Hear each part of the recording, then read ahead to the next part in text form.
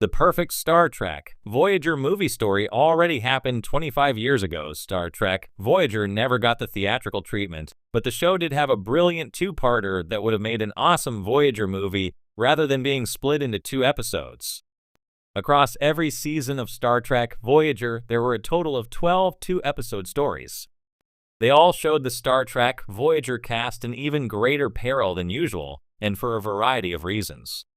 If the show could have chosen one of these extended arcs to develop into a movie, one of them would have stood out from its counterparts. Not every 2-part Star Trek Voyager episode would have worked as a movie, as there was often too much surrounding context that would have made the story tricky to follow for casual moviegoers. That being said, there are quite a few Star Trek movies aimed directly at the existing fan base. Regardless, Star Trek Voyager missed the perfect chance to save one of its best 2-part scripts for a big screen debut. Equinox is the Star Trek Voyager 2-parter that should have been in movie theaters. Equinox Parts 1 and 2 would have worked brilliantly as a Star Trek Voyager movie. One of the biggest obstacles facing a Voyager film was always that it pretty much had to focus on the concept of a stranded ship, and Equinox has 2 of them. So, Kate Mulgrew's Captain Janeway and her crew having a run-in with the USS Equinox would have been the perfect chance to revisit the topic of the caretaker, Basil Langton, and why both ships were pulled to the Delta Quadrant in the first place. The story of John Savage's Captain Rudolph Ransom and the rest of the Equinox crew is a cautionary tale of the dark route Janeway could have taken to reach Earth. The story raises compelling subjects of morality and free will, which are always interesting concepts to explore, especially against a sci-fi backdrop as in Star Trek. It makes sense that such a complex issue would take up 2 Star Trek Voyager episodes, but developing the 2-parter into a movie would have made it so much better. Star Trek Voyager was always about the show's titular vessel trying to get home. When the ship reaches Earth at the end of Star Trek Voyager, it's a very logical and natural point to end the story. So, coming back for a movie would probably have felt disingenuous and unnecessary. Plus, most Star Trek Voyager movie ideas would really need to be shown as flashbacks, or else they would have been outside the show's original premise. Star Trek The Next Generation's ending never had this problem. Star Trek The Next Generation had a continuing mission to explore the galaxy, as stated in the show's opening credits. So the end of the franchise's first spin-off didn't mean the tale of Captain Jean-Luc Picard, Patrick Stewart, and his crew was over. The movies that followed were simply a continuation of the USS Enterprise and the adventures her crew embarked upon, which was always the show's premise. Plus, Star Trek Voyager was never quite as successful as The Next Generation, so it would have been a much bigger risk to make a movie with Janeway's crew. It's been 25 years since Star Trek Voyager graced television screens with its final episode, Endgame, but what many fans may not realize is that the perfect Voyager movie story already happened. Unlike the cinematic forays of the original series or The Next Generation, Voyager never made it to the big screen, but within the framework of the series, a movie-worthy narrative played out. Year of Hell, a 2-part episode from the show's 4th season. It encapsulates everything that could make for a perfect Star Trek film, both in terms of scale and emotional depth. In many ways, Year of Hell stands as the best blueprint for what a Voyager movie could have been. It offers an epic, high-stakes story, focuses on character growth, and explores ethical dilemmas, all elements that have defined the most successful Star Trek films. Let's take a deeper dive into why this story stands as the ideal movie concept for Voyager and arguably for the entire Star Trek franchise. The stakes, time, power, and the destruction of everything. One of the greatest challenges for a Star Trek movie is raising the stakes beyond what's possible in episodic television. Year of Hell begins with an impossible situation.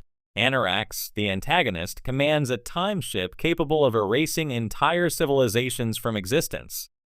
His motives, while seemingly justifiable, he's trying to restore his people to a point of perfection, become a terrifying exercise in power as the episode progresses.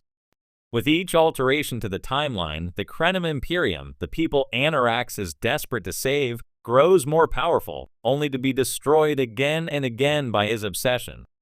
This time manipulation storyline is inherently cinematic. It presents a terrifying what-if scenario, What if an individual could reshape the universe to their liking by tampering with time itself? The sheer scale of destruction, planets, star systems, and species wiped from existence creates a sense of cosmic danger that goes beyond any individual battle or skirmish. Star Trek movies like First Contact and The Wrath of Khan have thrived on this kind of existential threat, and Year of Hell raises it to an even more mind-bending level. Imagine this on the big screen, space-time rupturing as Anarax's weapon is unleashed, timelines shifting in an instant, entire histories being rewritten as Voyager fights to survive. It's visually and emotionally explosive, perfect for a Star Trek film. The emotional depth, character growth, and sacrifice beyond the stakes, Year of Hell brings an emotional core that would resonate in a movie format. Over the course of these episodes, Captain Janeway and her crew are pushed to their absolute limits. The moral complexities surrounding time manipulation force Janeway into impossible decisions. At one point, she sacrifices her ship, literally ramming Voyager into Anarax's weapon in a suicide mission, knowing it's the only way to reset the timeline. This level of sacrifice makes for gripping storytelling, especially for the big screen. Voyager had always been about survival and hope. Cut off from the Alpha Quadrant, the crew is perpetually outmatched and alone. In Year of Hell, this theme is driven home like never before. The toll the Krenim incursions take on Voyager is relentless. The ship is badly damaged, the crew is fractured, and Janeway, usually stoic, starts showing cracks in her unflappable resolve. Movies are about transformation, and Year of Hell transforms every major character.